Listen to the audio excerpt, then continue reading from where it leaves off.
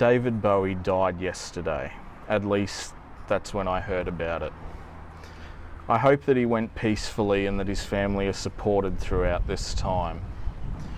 To his many other fans, know that I share in your grief. Mr. Bowie was a rarely talented man, and even though he was a mainstay of our global culture for several decades, he never seemed to have any scandals, no distasteful allegations or stains on his character. He conducted himself with true class and had great compassion for his fellow man. He challenged barriers to sexuality, gender, race, and how art is even perceived, but he never flirted with indecency or bad taste.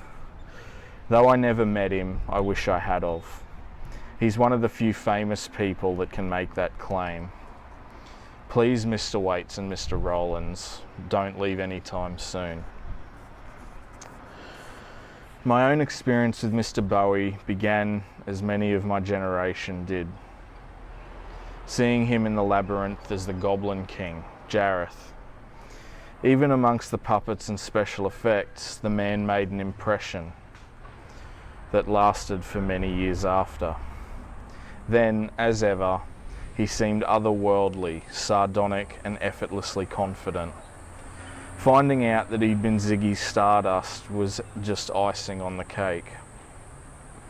He was one of the first people that I found fascinating outside of his art and stage presence. He was a huge inspiration to me as a young teenager. For this, I've always had a soft spot for the Goblin King. Though I found my way into my own artistic fold as I grew, Mr. Bowie was always enthusiastically read on when news crossed my path. His fashion sense impressed me as much as his persona had in later years. I hope one day I look that good in a suit. To Aman, a similarly distinguished figure as her late husband, my thoughts are with you in the days to come. Cherish those memories.